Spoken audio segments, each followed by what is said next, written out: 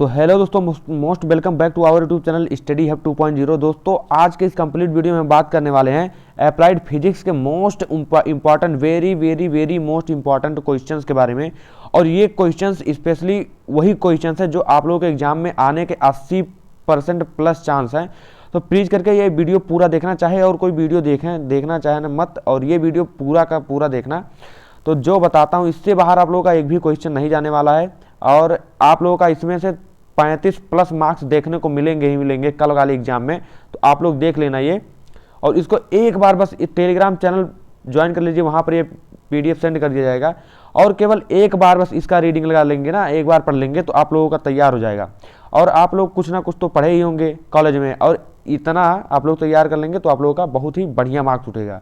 तो गारंटी है कि आप लोगों का तो फेल तो नहीं होंगे, 17 प्लस आएगा, और है कि 35 प्लस यहाँ से स्कोर करने के चांसेस हैं। और आप लोग इसको तैयार कर सकते हैं, और भी ज़्यादा क्वेश्चंस आ सकता है इसके अंदर से। तो चलिए बिना किसी देरी के वीडियो को शुरू करते हैं। तो देखिए यहाँ पे पहला क्वेश्चन जो था विमीय विश्लेषण की उपयोगिता, तो इसमें जो टेलीग्राम चैनल पर भेजा गया था क्वेश्चन, ये क्वेश्चन उसका पूरा सोल्यूशन है, यूँ कह लीजिए। और उसके बाद सोल्यूशन के तौर पर एक कुछ और इम्पॉर्टेंट क्वेश्चंस और आंसर इसमें ऐड किए गए हैं। तो पूरा सोल्यूशन वीडियो है, क्वेश्चन इसमें नहीं, इसमें पूरा सोल्यूशन भी है। तो पूरा देखिए इसको। देखिए विमीय सूत्र क्या होता है, किसी भौतिक राशि में प्रयुक्त मूल मात्रकों एवं विमीय रूप में लिखने और प्राप्त सूत्र को विमीय सूत्र कहा जाता है। तो विमीय के बारे में इतना आप लोग जान जाइए। और सूत्र एवं समीकरण की सत्यता की जांच, तो इसको भी आप लोग देख लीजिए, और ये टेलीग्राम चैनल पर भेजा जाएगा, तो वहाँ से आप लोग इसको रीडिंग कर सकते हैं, आप लोगों को समझ में आ जाएगा बस ये। और विमीय सूत्र आप लोग जानते होंगे कैसे निकाला जाता है। तो यही थे बेग का विमीय सूत्र हो गया, मतलब बेग का सभी बेग का सामान्य होता है, ये त्वरण का सूत्र हो गया और विमीय सूत्र, और उसके बाद समय का T होता है। चलिए, और उसी में से है विमीय मात्रक ज्ञात करना, उसी में ये क्वेश्चन नंबर 1 का ही है, और बहुत ही इंपॉर्टेंट है। इतना आप लोग 5 नंबर में पूछेगा, जब भी पूछेगा 5 नंबर पूछेगा। और दूसरा क्या है विमीय विश्लेषण के गुण एवं दोष। तो इसके गुण एवं दोष लिखेंगे विमीय विश्लेषण के। तो देखिए, भौतिक समीकरण सत्यता की जांच करना, ये इसका गुण है। और विभिन्न राशियों के बीच वास्तविक संबंध स्थापित करना, किसी भौतिक राशि के संख्यात्मक मान को एक मात्रक पद से दूसरे मात्रकों में बदलना। और इसके दोष क्या हो सकते हैं, देखिए, एक समान विमीय राशि वाली राशि को अलग नहीं किया जा सकता, ठीक। दो समान विमीय सूत्र वाली राशियों को अलग अलग नहीं किया जा सकता। इससे यह ज्ञात नहीं किया जा सकता कि यह अदिश है या सदिश है। और विमीय sine theta cos theta in सब में लागू प्रयोग नहीं होता है। तो आप लोग इस तरीके से देख सकते हैं, यह कारूजा प्रमेय है, या आप लोगों का इंपॉर्टेंट है, बहुत ही इंपॉर्टेंट है कारूजा प्रमेय। तो आप लोग इसको देख लीजिए और सिद्ध भी करना है इसका। ये कारूजा प्रमेय बेसिकली होता गया है कि किसी वस्तु पर बल लगने से बल द्वारा किया गया कार्य और वस्तु की गतिज ऊर्जा में परिवर्तन के बराबर होता है। जैसे किसी वस्तु पर बल लगाया जाता है तो बल द्वारा किया गया कार्य और वस्तु की गतिज ऊर्जा में परिवर्तन के बराबर होता है। जैसे देखिए, अगर मान लिया कोई साइकिल खड़ी है आप लोगों की, तो इस पर अगर जितना बल लगा लेते हैं तो बल जो है और जितना गति करेगा वो दोनों मतलब बराबर होगा। जितना बल लगाएंगे और गतिज ऊर्जा में जो परिवर्तन होगा वह बराबर होगा। कार्य ऊर्जा प्रमेय यही कहता है कि आप जितना बल लगाएंगे और उसका परिणाम जो होगा वह दोनों बराबर ही होगा, उसमें कुछ नष्ट नहीं होगा। और इसका आप ड्राइवेशन देख सकते हैं, डेरिवेशन और ड्राइव भी कर सकते हैं इसको, और ये भी इम्पोर्टेंट है। यहाँ देखें, कार्य ऊर्जा प्रमेय, कार्य बराबर गतिज ऊर्जा में परिवर्तन, केवल गतिज ऊर्जा में परिवर्तन, यही कार्य ऊर्जा प्रमेय होती है। अब देखिए, समांतर अक्ष की प्रमेय है, ये बहुत ही इंपॉर्टेंट है समांतर अक्ष की प्रमेय, और आप लोग इसको भी तैयार कर सकते हैं। समांतर अक्ष की प्रमेय और लंबवत अक्ष की प्रमेय दोनों में से एक तो देखने को मिलेगा आप लोगों के एग्जाम में, तो इसको तैयार कर लीजिए आप लोग। देखिए क्या है, किसी वस्तु के किसी अक्ष के परितः जड़त्वाघूर्ण आई उस वस्तु के द्रव्यमान केंद्र से की ओर जाने वाली समांतर अक्ष के परितः जड़त्व आघूर्ण IC और वस्तु के द्रव्यमान यम के दोनों अक्षों के बीच लंबवत दूरी के वर्ग के योग के बराबर होता है। अब देख लीजिए, यही आप लोग देखिए, फिगर आप लोगों को तुरंत बनाना है, उससे रिलेटेड कुछ भी लिख दीजिए, लेकिन आप लोगों को फिगर तुरंत ही बनाना है। I बराबर IC and M A square, ये m हो गया, और यहाँ से जो R है इसका पूरा स्क्वायर, यह समांतर अक्ष की प्रमेय है। यहाँ से दोनों समांतर, तो इसके बीच की जो दूरी होगी उसका स्क्वायर किया जाएगा और एम का उसमें मल्टीप्लाई किया जाएगा। अब लंबोतज की परिमेय, लंबोतज की परिमेय भी आप लोग देख सकते हैं। और आई होप कि आप लोगों को ये सब मतलब पढ़ाया गया होगा और आप लोग उसी अनुसार मैं चल रहा हूँ कि आप लोगों का जल्दी से जल्दी पूरा क्वेश्चन सॉल्व किया जाए, मतलब दिखाया जाए कि कैसे क्वेश्चंस हैं और जल्दी जल्दी वीडियो को ख़त्म किया जाए। और यहाँ पे लंबोतज की परिमेय है, देखिए कोणीय जो बहुत ही इंपॉर्टेंट है उनको मैं बता देता हूँ कौन कौन इंपॉर्टेंट है। ये देखिए कोणीय संवेग और आघूर्ण की परिभाषा दीजिए एवं इसका मात्रक लिखिए। ये आप लोग पढ़ लीजिए, इसका डिफिनेशन पढ़ लीजिए, 2 नंबर में पूछ सकता है। कोणीय संवेग क्या होता है और फिर बल आघूर्ण क्या होता है, ये 1 या 2 नंबर में पूछ सकता है आप लोगों को। अब यहाँ पे देखिए, यहाँ पे ये इम्पॉर्टेंट है, ये इम्पॉर्टेंट है। कैपिलर ग्रहों के संबंधी नियम इन्होंने कितने गए, देखिए ये इनका जो 3 नियम था और तीनों नियम आप लोगों का मोस्ट इंपॉर्टेंट है। तो इसको आप लोग जरूर से जरूर तैयार कर लीजिएगा और आप लोगों का फिगर तुरंत बना दीजिएगा। देखिए यहाँ उपग्रह किसे कहते हैं ये दिया हुआ है और उसके बाद ये दिया हुआ है। अब देखिए दीर्घवृत्त में कक्षाओं का प्रथम नियम, फिर क्षेत्रफलीय वेग द्वितीय नियम हो गया और फिर उसके बाद परिक्रमण काल का तृतीय नियम, ये हो गया। अब यहाँ पर देखिए पलायन वेग क्या होता है, पलायन वेग और पलायन ऊर्जा। पलायन वेग वह न्यूनतम वेग होता है जिससे किसी पिंड को पृथ्वी के ऊपर फेंकने से और पिंड पृथ्वी के गुरुत्व क्षेत्र से बाहर चला जाता है, पुनः पृथ्वी पर लौटकर कभी वापस नहीं आता है, पलायन वेग कहलाता है। पलायन वेग फेंकने के लिए पिंड को दी गई गतिज ऊर्जा और पिंड पलायन ऊर्जा कहलाती है। अब यह हो गया पलायन वेग और यह 2 नंबर में आप लोगों का पूछ लिया जाता है, तो इसको आप लोग तैयार कर सकते हैं। इसका सूत्र ये है, सूत्र भी आप लोग अगर उसमें आप लोगों को आता है एग्जाम में तो आप सूत्र लिख देंगे तो आप लोगों का बहुत ही बढ़िया हो जाएगा। देखिए धारा रेखीय प्रवाह किसे कहते हैं, जब कोई द्रव इस प्रकार बात है कि एक ही बिंदु से गुजरने वाले द्रव के सभी कण एक ही मार्ग पर चलते हैं, अर्थात कण आगे जाने वाले कण का अनुसरण करते हैं, द्रव के ऐसे प्रवाह को धारा रेखीय प्रवाह कहते हैं और इसे लेमिनार फ्लो भी कहा जाता है।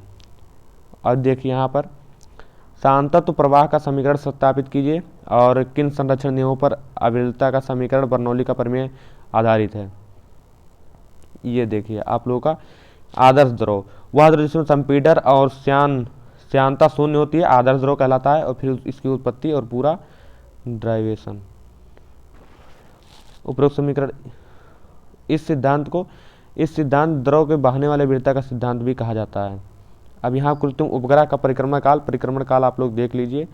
और यहाँ पे घर्षण, तो घर्षण आप लोगों का मोस्ट इंपॉर्टेंट हो जाता है। घर्षण से आप लोगों का आएगा स्थैतिक घर्षण, गति घर्षण से क्या तात्पर्य, तो घर्षण क्या हो गया, परस्पर दो वस्तुओं के बीच आपेक्षिक गति का विरोध करने वाले बल घर्षण बल कहलाता है और उन दोनों वस्तुओं के अणुओं के बीच पारस्परिक क्रिया उत्पन्न होता है। अब स्टैटिक घर्षण जब 2 वस्तुएं विरामावस्था में हो तो उनके बीच लगने वाले घर्षण बल को स्थैतिक घर्षण कहते हैं और या फिर से प्रदर्शित किया जाता है। विरामावस्था में जब कोई है उसकी वस्तु लगने वाले घर्षण बल को स्थैतिक घर्षण, गति घर्षण। जब 2 वस्तु गति अवस्था में हो तो उनके बीच लगने वाले घर्षण गति घर्षण करती हैं। इससे एफ कैसे प्रदर्शित किया जाता है, बस सीधी सीधी बात है। इसका मान स्थैतिक घर्षण से छोटा होता है, गति घर्षण स्थैतिक घर्षण से छोटा होता है। जब स्थैतिक, देखिए जो वस्तु गति कर रहा है तो गति करने में जो घर्षण लगेगा वह कम लगेगा। अगर जो जैसे कोई अगर आप लोग बाइक देख लीजिए, बाइक अगर स्थिर है, ठीक स्थिर है, जब उसको चलाएंगे तो शुरू में वह बहुत ज़्यादा घर्षण लेगा और जो तेज़ी से गति कर रहा है उसमें घर्षण बहुत कम लगेगा क्योंकि वो चल रहा है सीधा। जब उसमें ब्रेक लगाएंगे तब ज़्यादा देगा। अब देखिए घर्षण गुणांक और घर्षण कोण को परिभाषित कीजिए। तो घर्षण गुणांक और कोण बहुत ही आसान है, तो आप लोग इसको देख लीजिए। और घर्षण गुणांक किस पर निर्भर करता है, तो वस्तु की प्रकृति पर, ताप पर और आर्द्रता पर। यह 1 नंबर का क्वेश्चन है। पहाड़ी क्षेत्रों पर बर्फ से ढके रास्तों में रेत का छिड़काव क्यों किया जाता है, घर्षण बल बढ़ाने के लिए। और सीमांत घर्षण के 2 नियम लिखिए। तो पहला नियम क्या होगा, अविलंब प्रतिक्रिया आर के अनुक्रमानुपाती होता है। सीमांत घर्षण की दिशा सदैव आपेक्षिक गति के विपरीत होती है। अब यहाँ संरक्षी बल, संरक्षी बल बहुत इंपॉर्टेंट है। संरक्षी बल आप लोग देखना और आप लोग इसको पढ़ लीजिए, पढ़ करके सुनाएंगे तो बहुत ज़्यादा टाइम लगेगा। और बाकी आप लोग इस PDF को रीडिंग कर सकते हैं। शक्ति देखिए, 1 सेकंड, कहाँ चला गया, शक्ति। यहाँ पे शक्ति किसे कहते हैं, इसका मात्रक क्या, एकांक समय में किए गए कार्य को शक्ति कहते हैं। और इसका मात्रक वाट होता है, जूल पर सेकंड भी कहा जाए, या एक अदिश राशि है, उसका बीमेस होता है। आप लोग देखते एक किलोवाट घंटा बराबर होता है 3.6 × 10⁶ जूल। अब कार्य क्या होता है, इसका मात्रक है वस्तु द्वारा किया गया बल और उसके देखिए वस्तु किसी वस्तु पर किया गया बल तथा उसके एवं दिशा के विस्थापन गुणनफल के बराबर होता है। किया गया कार्य वही है बल एवं दूरी, बल एवं विस्थापन, सॉरी। अब देख लीजिए ये सब। अब यहाँ पर है ऊर्जा, द्रव्यमान स्थितिक ऊर्जा, घर्षण ऊर्जा, ये सब हो गया। अब यहाँ पर आगे पृष्ठ तनाव। द्रव का मुख्य पृष्ठ अपना क्षेत्रफल न्यूनतम रखने की प्रवृत्ति रखता है, एक तनी हुई प्रकृति झिल्ली की भांति व्यवहार करता है, इसे एक तनाव कहा जाता है या पृष्ठ तनाव इसे कहते हैं। बहुत ही इंपॉर्टेंट है, आप लोग इस टिप्पणी लिखने के पर भी आ सकता है ये। और रेनॉल्ड्स संख्या क्या है? रेनॉल्ड्स संख्या देखिए प्रयोग के आधार पर यार रेनॉल्ड ने क्या किया कि आप द्रव के प्रवाह का वेग एक निश्चित वेग से कम हो तो प्रवाह धारा देखिए, और अधिक हो तो प्रवाह विक्षुब्ध यानी कि टर्बुलेंट हो जाता है। और उसके बाद यह होगा निश्चित वेग को क्रांतिक वेग कहते हैं। इस निश्चित वेग को क्रांतिक वेग कहते हैं, ये भी आप लोग ध्यान दीजिए। इस निश्चित वेग को क्रांतिक वेग कहते हैं, जिससे आप लोगों का कम और ज़्यादा होगा तो टर्बुलेंट एंड लेमिनार हो जाता है, तो उस निश्चित वेग को क्रांतिक वेग भी कहते हैं। अब ये होगा आवृत्ता का सिद्धांत यानी कि इक्वेशन ऑफ कंटिन्यूटी, ये भी मोस्ट इंपॉर्टेंट। अब कंटिन्यूटी देखिए, जब आदर्श द्रव किया जाता है तो अनुप्रस्थ, आप लोग देख सकते हैं, अगर हम पढ़ के सुनाएंगे तो ज़्यादा ही लंबा हो जाएगा वीडियो। अब देख लीजिए, स्क्रीनशॉट ले लीजिए या फिर आप टेलीग्राम चैनल पर ये वीडियो PDF तुरंत ही पा जाएंगे। इसके बाद बहते हुए द्रव की ऊर्जाएं। बहते हुए किसी द्रव में निम्नलिखित 3 प्रकार की ऊर्जाएं होती हैं, गतिज ऊर्जा और स्थिर ऊर्जा, गतिज ऊर्जा, दाब ऊर्जा। आप लोगों को बस इतना ध्यान देने की ज़रूरत है बस।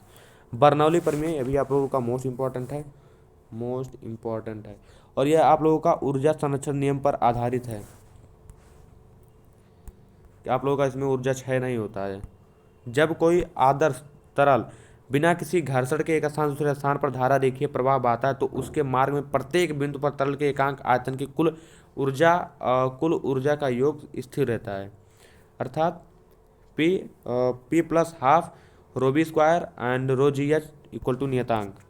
अब इसका निगमन आप लोग देख सकते हैं।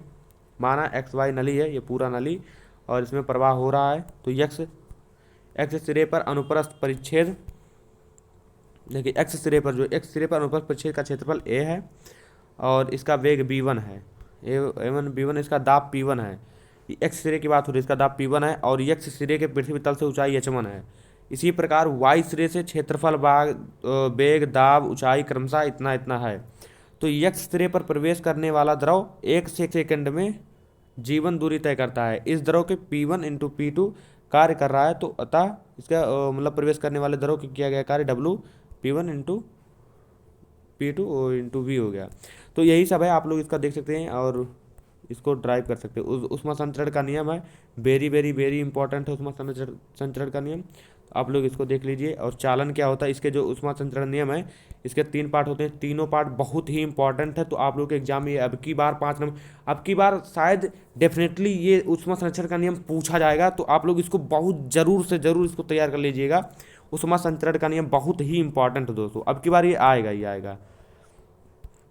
अब यहाँ पे देखिए जो संबंध है ये अभी बहुत ही इंपॉर्टेंट है। रेखीय प्रसार गुणांक, क्षेत्रीय प्रसार गुणांक में संबंध, और फिर ये एक आयतन में था, रेखीय प्रसार गुणांक और फिर आयतन में संबंध, और फिर तीनों में संबंध, ये आप लोग देख लीजिएगा। समतापी तल और फिर ताप प्रवणता, अस्थायी दिशा, ये सब बहुत छोटे छोटे डिफिनेशन है, बहुत ही इंपॉर्टेंट हैं। ये देखिए, इसको जो ड्राइव किया गया पिछली बार पूछा गया था, तो इस बार भी चांसेस है कि पूछा जाए, और बहुत ही इंपॉर्टेंट था वो। उष्मागतिकी प्रक्रम हो गया, फिर उसके बाद समतापी प्रक्रम, आयतनिक प्रक्रम, रुद्धोष्म प्रक्रम, और उष्मा संचरण, उष्मा यांत्रिक ऊर्जा का संचरण, घूर्णन गति और दृढ़ पिंड, मतलब घूर्णन गति वाला तो चैप्टर, दृढ़ पिंड हो गया, फिर बलागुड़ किसे कहते हैं, बलागुड़ हो गया, फिर उसके बाद बलागुड़ दैनिक जीवन में प्रभाव, एक समान वृत्तीय गति किसे कहते हैं, यूनिफॉर्म सर्कुलर मोशन, और फिर कोणीय विस्थापन इंपॉर्टेंट है, और फिर कोणीय विस्थापन इंपॉर्टेंट है बहुत, और कोणीय वेग दोनों इंपॉर्टेंट है, और इन दोनों में संबंध, ये आप लोगों का मोस्ट इंपॉर्टेंट है, वेरी मोस्ट इंपॉर्टेंट है। कोणीय वेग और रेखीय वेग में संबंध बहुत ही ज़्यादा इंपॉर्टेंट है, तो आप लोग इसको बहुत डेफिनेटली पूरा एकदम इसका ड्राइवेशन तैयार करके जाइएगा, बहुत इंपॉर्टेंट है दोस्तों, बहुत ज़्यादा इंपॉर्टेंट। ये आई हर साल पूछा जाता है ये। देखिए कोणीय त्वरण हो गया, और कोणीय त्वरण और रेखीय त्वरण, ये भी बहुत ही इंपॉर्टेंट है, हर साल पूछा जाता है। पिछली बार पूछा गया था, उसके पिछले साल भी पूछा गया, तो इस बार भी पूछा जाएगा। तो पूरा यही है, पूरा PDF यहाँ पे ख़त्म होता है। तो बहुत ही जल्दी समाप्त किया गया, तो इस वजह से इतना जल्दी हो गया। नहीं तो अभी जितना क्वेश्चन है दोस्तों, मैं आप लोगों को बता दूं, जितना क्वेश्चन इसमें है, तो अगर आप लोग इतना तैयार करते हैं तो 35+ आप लोगों को कोई भी नहीं रोक सकता है। 35+ आप लोगों का इसमें से बनेगा। अब इतना है, और इतना अगर तैयार कर ले तो आप लोगों के जो मन में है डर होगा वो सभी दूर हो जाएगा, और इसमें जो जो भी है कॉन्फिडेंस आप लोगों का बहुत ही बढ़ जाएगा। तो पूरा था ये। और टेलीग्राम चैनल पर ये PDF तुरंत भेज दिया जाएगा, तो टेलीग्राम चैनल ज्वाइन कर लीजिए। और चलिए दोस्तों, मिलते हैं नेक्स्ट वीडियो में। वीडियो कैसा लगा कमेंट करके जरूर बताइएगा। मिलते हैं नेक्स्ट वीडियो में। Thanks for watching. वीडियो देखने के लिए आपका बहुत बहुत धन्यवाद। Bye bye.